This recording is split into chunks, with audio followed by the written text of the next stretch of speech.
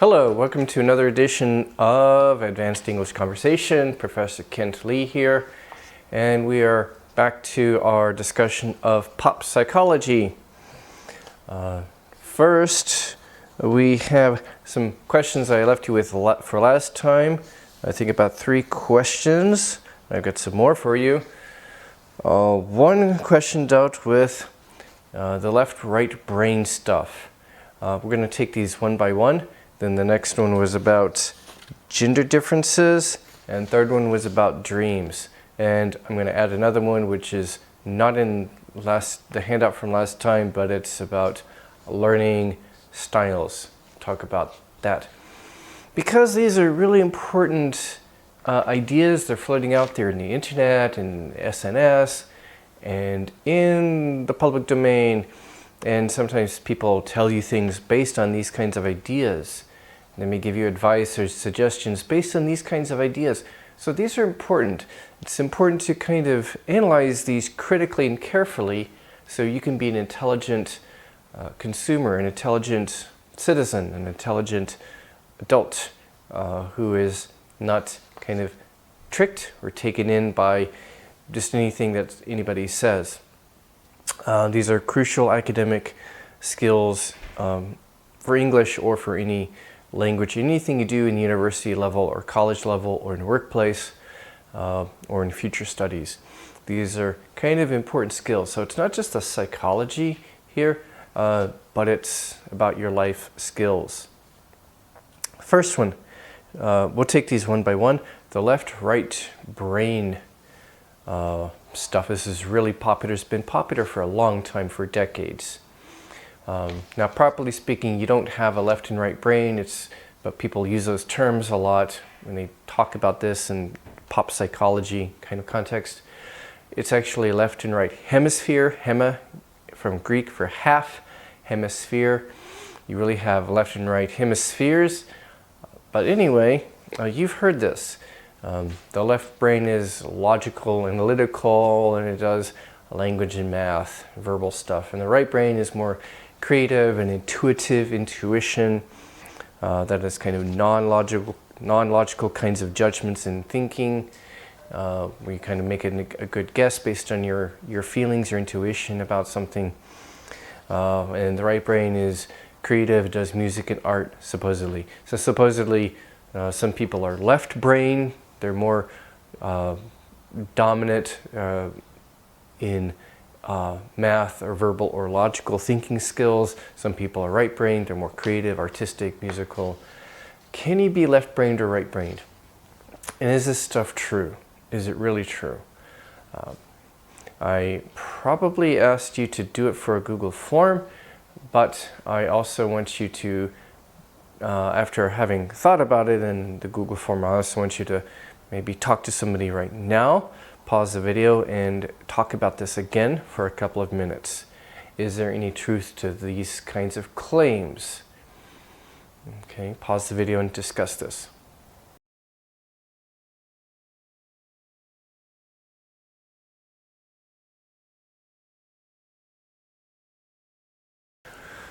All right, left-right brain stuff.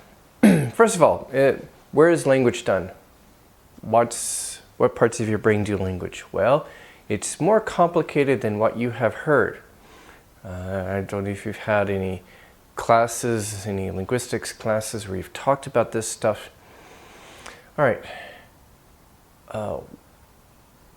If you are right-handed, your left hemisphere probably does things like grammar and the sound structure of language. But is that all there is to language? Is language just grammar and sound structure and word forms and such? If you're left-handed, though, the grammar and sound structure, or phonology is the term, is handled by the right side. Yes, it's kind of strange. Why is that? I'm not sure, and I don't think scientists fully know either. But again, is grammar, phonology, or sound structure, is that all there is to language? No, it isn't. There are other things that are So if you're right-handed and your left side is doing grammar, this is my left side, your right hemisphere, parts of your right hemisphere are doing other aspects of language. Things like how you make inferences, how you understand metaphors and idioms, how you understand what we call the pragmatics, how you interpret things in context, how you interpret pragmatics of language, and even things like intonation. Like you could say okay with different intonations and get different meanings. Okay, okay, okay, okay. Get different meanings with a different intonation. That's handled by your right hemisphere. And there are other aspects of language that are handled by the left or the right hemisphere. It's not so simple. What about vocabulary? Your understanding of words and what they mean, like the word dog and the word camera and the word history and things like that. Well, that stuff, your understanding of words and their meanings and your knowledge about the world and the words for those things, it's all over your brain. It's all over in different parts of your brain. It's not a left-right brain kind of thing. It's much more complicated than that. And this is something that research psychologists and neuroscientists, brain scientists, neuroscientists have known for decades. It's no secret.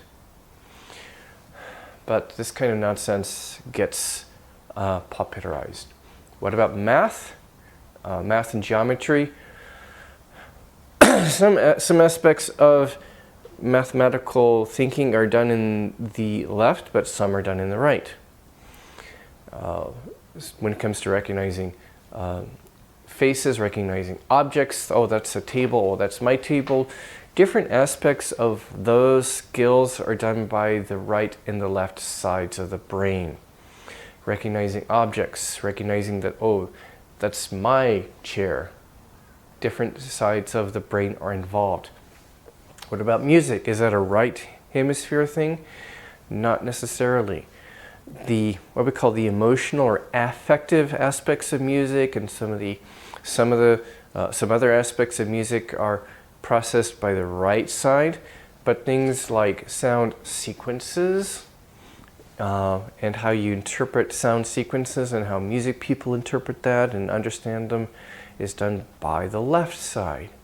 What about art? I'm not sure about art. Probably both sides because it involves geometry and math and aesthetics. It's all over the place.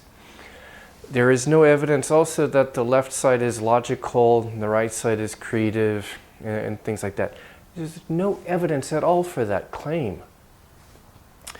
And this is the truth, and it's truth that psychologists and social scientists and brain scientists have known for decades. Where does this stuff come from? It's not true. So you cannot be left-brained or right-brained. You might be dominant in language, or you might be better at math, you might be better at music, but it has nothing to do with right or left hemispheres. Nothing at all.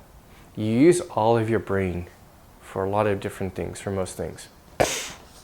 There's no truth to it. How did this get started? Well, we'll kind of come back to that later on. Next question, male and female cognitive differences. You may have heard men are from Mars, women are from Venus. Okay. When it comes to maybe other things that are not strictly cognitive, social skills, emotions and such, we're not going to talk about that today. Yeah, obviously there are differences between men and women. Obviously, nobody denies that. But here we're talking about cognitive or intellectual differences. Is it true, for example, that there are innate or natural differences from nature between men and women when it comes to intelligence? Or is it all nurture or environmental, how they're raised and brought up, what they're exposed to, the environment, and things like that? So is it true that men are naturally better at math and science? Men are better at visual, spatial skills. For example, one claim is that in research experiments, men can do what's called mental rotation. They can answer questions based on having to maybe think of an object. They see a picture of an object and they have to mentally rotate it and answer a question about, okay, what would this look like if it's turned the other way, if it's turned left to right or turned around 180 degrees, and questions that involve that kind of thinking. Men have done better on those kinds of tasks in psychology labs, that's true. But does that mean that there is an innate or natural difference, that men are naturally better at that kind of thing? It's been claimed that women are better at verbal and social skills, and the verbal part, okay, there may be truth to that. I actually don't know enough about the research, but I've heard of some research that says that. But does it mean that men are just naturally worse at language and verbal skills and learning? Social skills, that's maybe a different thing that involves more than just cognition, involves other things, so I'm not going to talk about that. I want to talk strictly about cognitive or intellectual abilities. Is it true that women are better at multitasking? And you may have heard that, okay, supposedly women have more connective tissue between both hemispheres, both sides of the brain. Is that true? It allows them to multitask better. Pause the video and discuss this in more detail.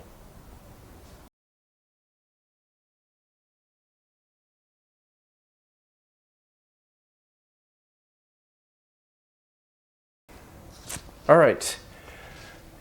The consensus or agreement of psychology researchers and brain scientists, neuroscientists, is that there are no significant or major cognitive or intellectual differences between men and women. Some of the differences can be explained through nurture or upbringing. Men used to be traditionally dominant in math and science. Why? Those were perceived as male things and boy things. And so boys were, whether it's in Korea or in the US or in Europe, boys were often encouraged to pursue their interest in math and science. And traditionally, girls were discouraged from that, saying, oh, that's boy stuff, that's stuff for girls. And really, that has been a big social factor, a big reason why even today, fewer women, it's one reason why fewer women have gone into math and science and engineering and more men have gone into those fields. It's at least partly nurture, or largely nurture. Visual spatial skills, including psychology experiments showing that men do better at those kinds of skills. Is it because of innate natural differences? What might cause those kinds of differences? Can you think of a better explanation besides just nature, that men are naturally better at that? This is kind of controversial. So in psychology research right now, there's some controversy and debate about this. But when you look at all the studies showing that men are supposedly better at visual spatial skills and tasks like mental rotation or finding their way around a city or something like that, is it just nature?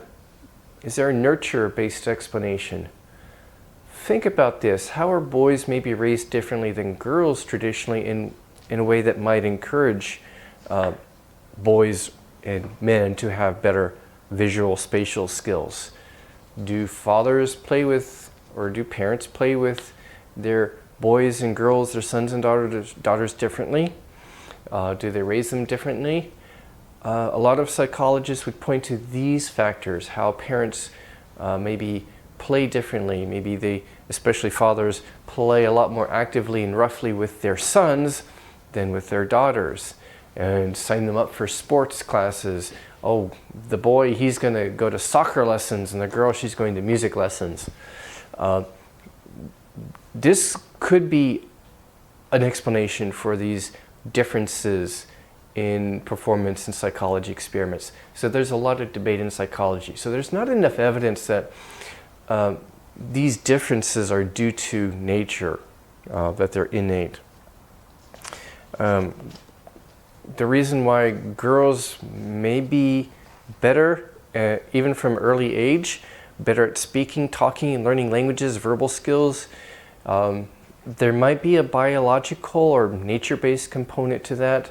I've heard of some research supporting that, but I think there is still a lot we don't know, because there are also important social and cultural factors involved. How parents raise their daughters differently.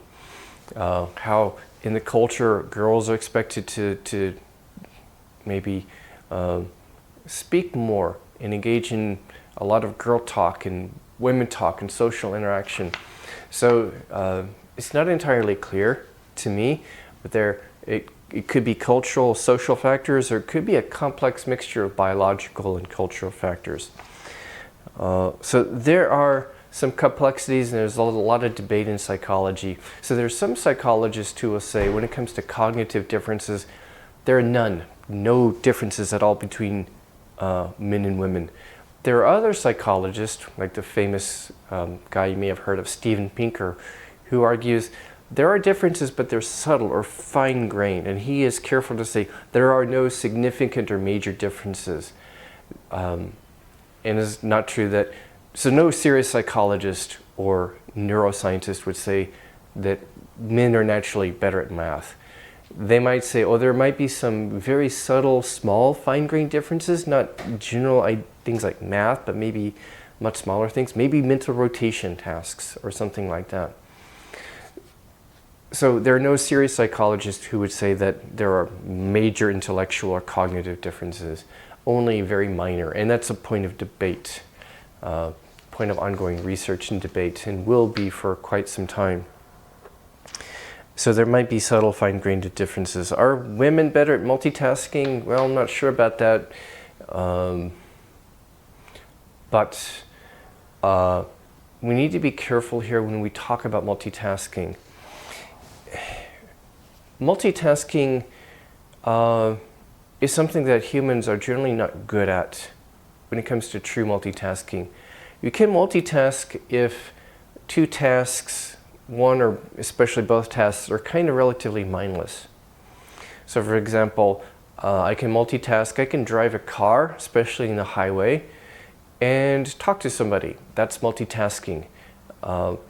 Because driving a car, if the road is clear and there's nothing that demands your attention, especially in a highway, yes, anybody can multitask. Driving a car is automatic, and while you're doing one automatic thing, you can do something else, like talking to somebody or listening to the radio. So kind of low-level multitasking, I don't know if men and women are really different. I don't know the research there, maybe, okay.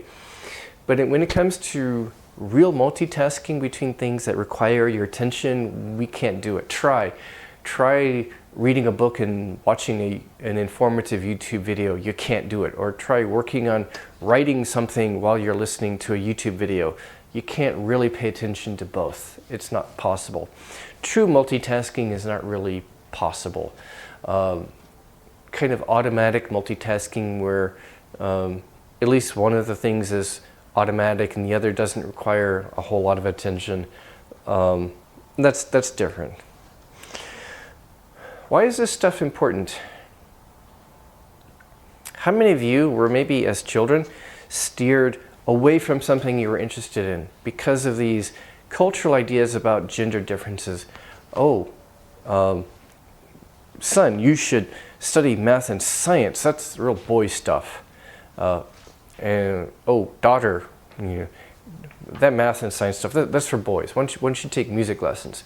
How many of you were steered away from something you were interested in because of that? That is a subtle kind of discrimination. Does it affect you as adults? Yes. I mean, how many companies are more likely to hire men, especially for certain positions, because they think, oh, that's a male job. And females, oh, okay, secretary. Why secretary? Why not an interpreter, a translator, an engineer, something more professional? This kind of discrimination still happens because of these cultural ideas about men and women, and thinking, oh, men are better at this naturally and women are better at that naturally. And again, I'm not talking about social or other kinds of differences. I'm talking about cognitive and intellectual differences. And there aren't any that should make a difference when it comes to hiring decisions. So discrimination is a real issue based on some of these pop psychology beliefs. So the pop psychology allows people to justify their discriminatory attitudes towards men and women, for example, in companies and in hiring, promoting people and deciding when and whom to promote to a higher position. So this is a real issue. Pop psychology is sometimes not harmless when it leads to or supports or feeds into discrimination, even if it's relatively subtle in discrimination or unintentional. Maybe they don't mean to discriminate, it's not intentional, but it's real. Next, dreams. Are your dreams telling you something? Should you try to interpret your dreams? Find out some secret meaning, hidden meaning, symbolic meaning to better understand yourself and your mind and understand your life? Should you do that? Was Freud entirely right about dreams, that dreams have some special meanings that can be interpreted? What do you think? Pause the video and discuss.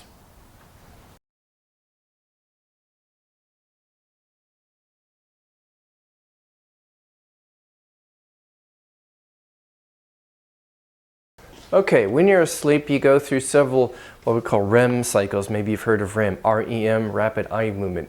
Your eyes are closed, but your eyes are moving rapidly. You need you go through several cycles throughout the night, lasting from a few minutes up to about an hour and a half. That involves REM sleep. So there are different stages of sleep. So you need the pre-REM, what comes before the REM. That's a somewhat deep sleep, and then you need the deeper REM sleep. You need that. You need all of that, and you need enough of these cycles. You're going in and out through REM cycles throughout the 6 to 8 hours that you sleep. And you need enough sleep and enough REM sleep in order for your brain to function. If you don't, your brain doesn't work the next day. And so you need to dream. Now, you tend to only remember the dreams you had right before you wake up. So you have dreams all throughout the night. You just don't remember most of them. You mainly remember those kind of at the end of a cycle, and maybe you come to the end of a cycle and you kind of come to a lighter sleep, and then you might remember it, and you go back into REM sleep, and then the dreams right before you woke up in the morning. But you dream throughout the night. You just don't remember most of your dreams. Is there symbolic meaning to these dreams? Freud was kind of wrong. Okay, occasionally your dreams have symbolic meaning. Occasionally, sure, but not most of the time. There's nothing magical about dreams. It's simply an information processing mechanism. While you're asleep, your brain needs time. One reason you need sleep is your brain needs time to kind of take all the information and experiences of the past day and kind of sort them out and kind of interpret them and kind of decide, okay, where am I going to store this information? Where am I going to store these memories of what happened today? Where are you going to store this stuff that I've learned? Dreaming is a part of this.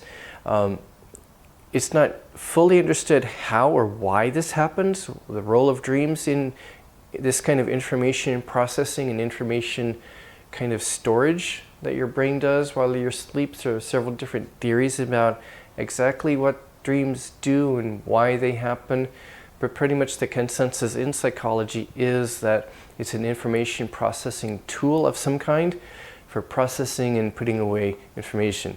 So your brain is kind of matching different bits of information, things that happened today and things that happened in your past, and trying to say, okay, does this go here or does this go here in my memories or in my long-term memory? So your brain is kind of matching up things randomly, so you have weird combinations in your dreams, like you're talking with your current classmate, but it's in your hometown where you lived 10 years ago, weird stuff like that. So you may have seen websites or books or people claiming they can interpret your dreams. It's all nonsense. It's quackery. Quack is a good word to know. It's a slang term in English. For example, a fake doctor, a doctor who is bad, incompetent, or even fake, he's not a real doctor, is a quack, from the quacking sound of a duck. Quack, quack. So he's a quack. So quackery is some kind of nonsense, either medical nonsense or maybe also health or psychology related nonsense. It's not true. Anybody who claims that dream interpretation is important or that they can do it is a quack. They're a fraud. They don't know what they're talking about. They're not trained in psychology. And they're not qualified to interpret your dreams.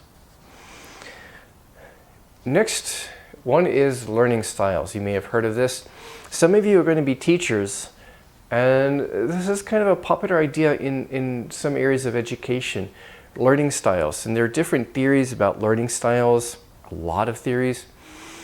I'll focus on one of the main theories, and it's the theory that, kind of the VAK theory, that some people learn better when they, for example, read or get visual input. I feel like I'm a visual learner. I prefer to read or see text and learn that way. Some people feel like they are auditory learners. They learn better when they hear something, from hearing, auditory. And some people might say, oh, I learn better kinesthetically, from something that's moving, or when I'm moving, or I see something moving, or I experience something kinesthetic. From moving or touching or feeling something, I'm a kinesthetic learner, hands-on learner. I need to use my hands and do something, feel something, kinesthetic learner. Is it true? Do you learn better when you learn according to your learning style? Like if the teacher teaches according to your preferred learning style, does this really work? There are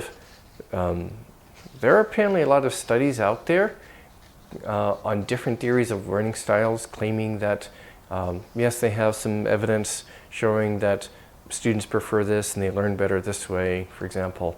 But is it really true? Is it scientific? Okay, this is a bit of a harder question. Pause the video and discuss this.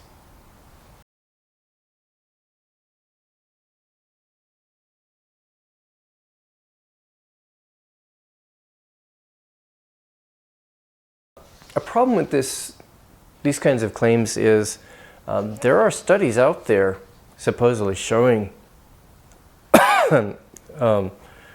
that students prefer learning styles and seem to learn better when they learn according to their learning style.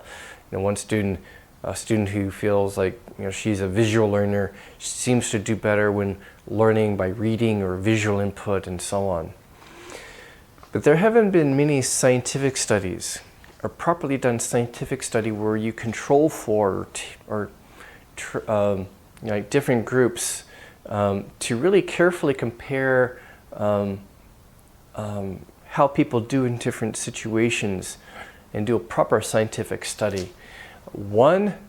The one really good scientific study of the VAK theory, visual, auditory, kinesthetic, showed that there was no actual difference in outcomes if students were taught according to their learning style compared to students who were not taught according to their learning style. It showed that it had no effect on how well they learned in this study. What it did show, though, is students do learn better if they receive a mixture, for example, usually a mixture of visual and auditory.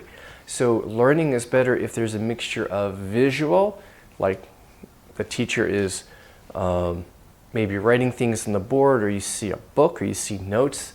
There's a visual component, or maybe a PowerPoint, although too much PowerPoint is not good for learning. I don't like PowerPoint, actually. A combination of visual and auditory. You're hearing the professor, for example. You're hearing somebody explain something. So in a classroom, students learn better, according to the research, when they receive a mixture of visual and auditory input, and they go together. Okay, visual and auditory input that go together, they kind of reinforce each other or enhance each other, and they learn better that way. And that's the truth. So these learning styles are maybe more like learning preferences. Yes, I feel like I'm a visual learner. That's maybe my preference. Is there possibility that there could still be truth to this learning styles claim? That students learn better if they're taught or if they learn according to their learning style? If there is, we don't yet have enough scientific evidence for it. If there is something there, the effect is maybe not strong enough, and we don't have enough scientific evidence for it. Maybe more research is needed, but so far the best research shows that there's no evidence for learning styles, or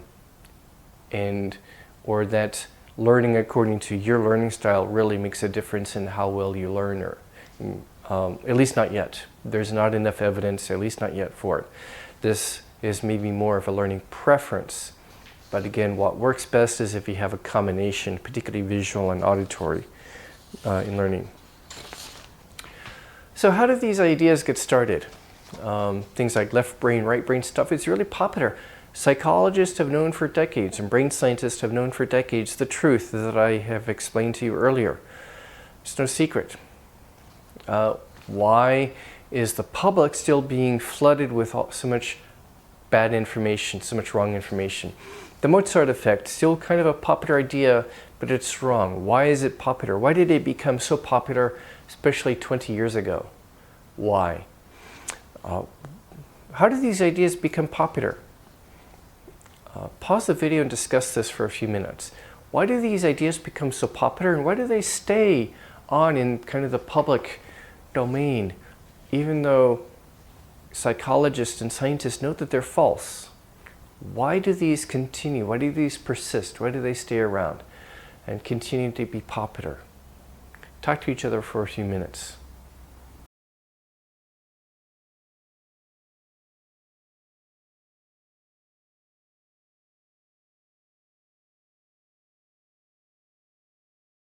All right, let's look at a couple examples. One, the Mozart Effect.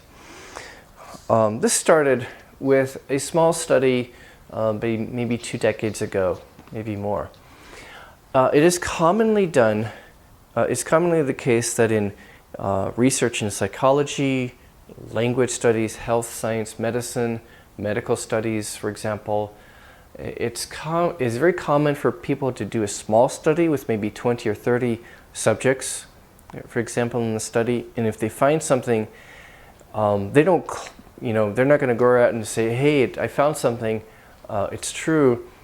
That's just a starting point in science. They then need to go and do more studies to kind of really prove, hey, this is a thing, there's something going on here. One small study in science is never enough to prove something. That's not how science works. Whether it's studies about education, psychology, language, health, or medicine. That is not how they work. But what happens? A small study gets reported in the news media, and the news media runs with it, and it gets blown up. It gets exaggerated. And often they end up saying something that maybe the researchers never said. The researchers were probably just reporting a correlation. Hey, there's a correlation here between classical music and the intelligence of these little children. It's just a correlation. We're not saying that there's a cause, but what happens when it gets blown up in the news media and becomes a pop psychology thing, and it's all over the internet, people assume it's a causation. An important phrase in science is correlation does not necessarily mean causation. Correlation, just that there's a relationship. It does mean that one causes the other. It could be something else that's causing both of them, for example. And that's the case with the Mozart Effect. The first small study was kind of a fluke. A fluke is kind of a slang term meaning they got some funny results. It was not normal results. It was a fluke. They got kind of unusual results. They happened to get unusual results in one small study because it was a small group of kids, and they didn't carefully check for something. So in this study, the kids who did better, who were exposed to classical music, turns out that they were, well, there was something else. It wasn't the music causing it. It was their home environments. Think about this. What kind of kids are going to get exposed to classical music in the home? What kinds of kids? What do you think? Think for a minute.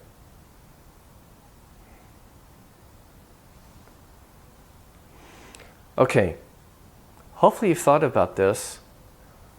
The kids who get exposed to classical music in the home are more likely to come from higher income families, richer families. And it's those families where the parents maybe, or at least somebody has more time to spend with the kids, and they send the kids to private lessons and to better schools. And these are kids that have books in their homes, more books. And so the parents maybe expose them to books, maybe read to them, or they have access to books more than the poorer kids. And that was what was happening in this small study. And they weren't controlling for this. What's in the first study, they did not control for this. They did not properly consider and take into account other factors like parents' income levels, what we call socioeconomic status. And that's a big thing in social science research, socioeconomic status. It was the SES, or socioeconomic status, that was affecting the kids in the study. A lot of later studies were done that carefully controlled for parents' status, income status, socioeconomic levels. And all of these studies found nothing. There was no effect. There was no correlation here. So the correlation really was not between classical music and intelligence. It was between home environment and intelligence, which is no surprise because for decades in education and psychology, we have known that home environment affects intelligence or academic performance, not necessarily innate natural intelligence, but performance on academic tasks or IQ tests. We've known that for years. Kids from higher income homes, richer environments, have an advantage over other kids because they've been exposed to more intellectual stimulation in books and such. But what happened? Why did this become so popular? The news media reported the first little study that claimed a connection between classical music and intelligence. There were a lot of other studies that came out later that said, there's nothing here. When we also look at socioeconomic status, there's no effect of music. None. Did the news media report those? No. Did the news media ever come out and say, do you remember a year ago we told you about the Mozart effect? Well, several new studies have come out and they've shown that there's nothing. Sorry, there's nothing there. Move along, folks. Sorry. They never say that.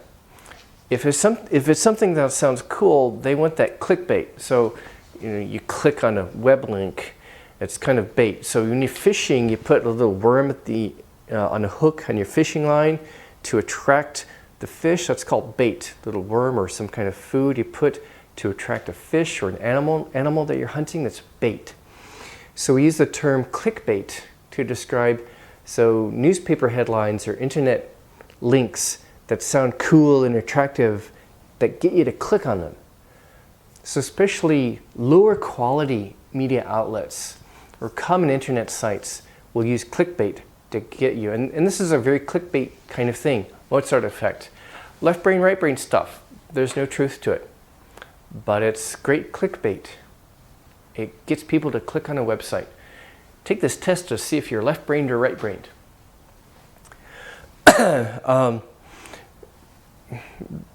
Who promotes this kind of stuff, especially left brain, right brain stuff? Usually people who don't have enough training in psychology, but they want to sell books or they want to make a popular website or something. So it's people who are not qualified to talk about this stuff. They don't understand the psychological research, but they're trying to make money and they're trying to make a name for them, trying to get famous. It's those kinds of people that do this, for example, kind of quackery. So there's a lot of quackery involved in some of this pop psychology. And some news media sites, especially lower quality ones, promote this because it's great clickbait. You want people to visit their websites and serve them advertisements. That's how they make their money. Adverts. So, is that all for today? Pop psychology.